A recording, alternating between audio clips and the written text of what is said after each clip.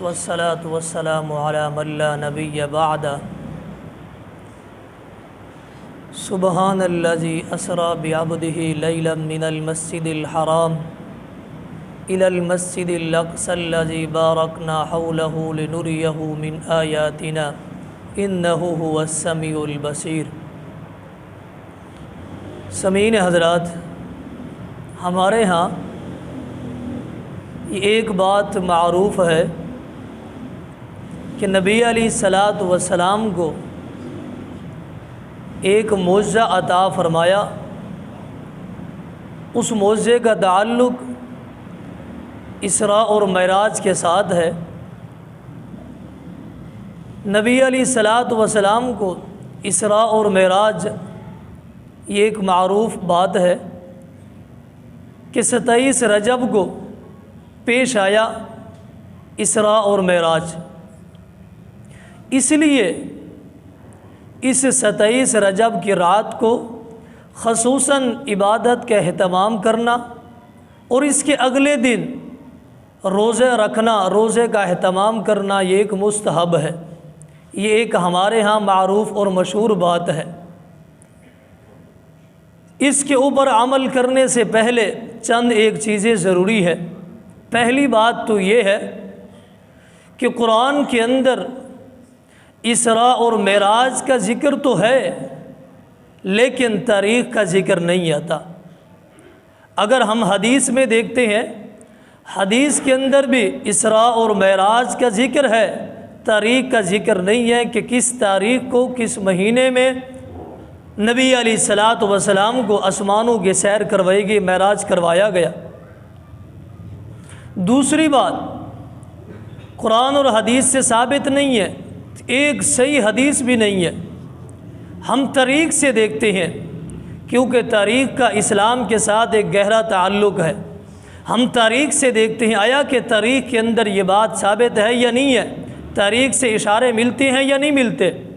پہلی بات، حافظ ابن حجر العسقلانی رحمہ اللہ تعالی نے ایک کتاب لکھی ہے جس کا نام ہے فتح الباری۔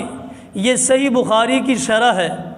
اس کے اندر امام حافظ ابن حجر العسقلانی رحمہ اللہ تعالی لکھتے ہیں اس تاریخ کے متعلق کہ معراج کس تاریخ کو ہوا، اس کے متعلق تقریباً 10 سے زیادہ اقوال کو نقل کرتے ہیں، 10 سے زیادہ قول نقل کرتے ہیں، لیکن ان 10 سے زیادہ قولوں کے اوپر ایک قول کو وہ راجح قرار دیتے ہیں۔ وہ قول کون سا ہے؟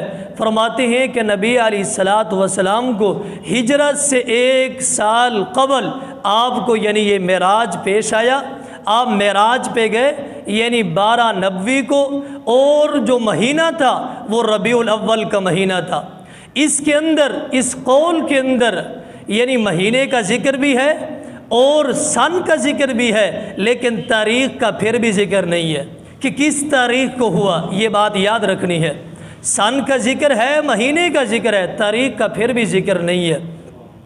اس سے پتہ چلتا ہے کہ نبی علیہ الصلاۃ والسلام کو تاریخ کے اعتبار سے ماہ ربیع الاول کے اندر آپ کو یہ معراج پیش آیا، آپ معراج پر گئے۔ اسی طرح اس کے دوسرے دن اسی رات کو خاص ایک عبادت کرنا، عبادت میں مخصوص یعنی خاص اس رات کو عبادت کے لیے، اس سے یہ ثابت ہوتا ہے کہ ہم پورے سال عبادت کے قریب نہیں آتے۔ جو فرض نماز ہمارے اوپر فرض قرار دی گئی ہے، جس سے کل قیامت کے دن سوال و جواب ہوگا، حساب و کتاب ہوگا، پورا سال ہم اس کے قریب نہیں آتے۔ جو فرض نہیں ہے بطور ایک نفل ہے، ہم اس کو ایک بڑے اہتمام اور اخلاص کے ساتھ اس کو ادا کرتے ہیں۔ جو فرض سوال ہوگا اس کے ہم قریب ہی نہیں جاتے۔ دوسری بات لمبی نہ ہو جائے، دوسری بات اس کے اگلے دن روزے کا اہتمام کرنا، روزہ رکھنا، آیا کہ نبی علیہ الصلاۃ والسلام سے یا صحابہ کرام سے ثابت ہے یا نہیں ہے۔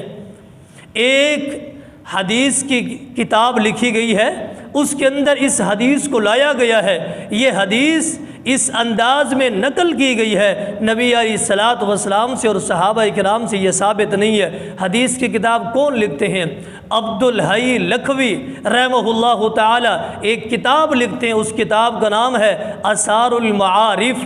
اس کتاب کے اندر وہ لکھتے ہیں جس بندے نے 27ویں دن یعنی رجب کے 27ویں دن کو جس بندے نے روزہ رکھا، صرف ایک روزہ رکھنے کی وجہ سے اللہ رب العالمین اس بندے کو 1000 روزوں کے برابر ثواب عطا فرمائیں گے۔ یہ حدیث کی کتاب تو لکھی گئی لیکن نبی علیہ الصلوۃ والسلام کے سے ثابت نہیں ہے، صحابہ کرام سے ثابت نہیں ہے۔ یہ جو حدیث میں نے آپ کے سامنے پیش کی ہے یہ صحیح حدیث سے ثابت نہیں ہے، نہ نبی علیہ الصلوۃ والسلام سے نہ صحابہ کرام سے۔ ایک بات ہندوستان کا ایک معروف عالم ہے، اس نے اپنی مرضی سے اس حدیث کو نقل کر دیا ہے۔ ان ساری باتوں کا ایک ہی خلاصہ ہے، ماہ رجب کی جو ہم عبادت کرتے ہیں خصوصاً نبی علیہ الصلوۃ والسلام سے ثابت ہے یا نہیں ہے؟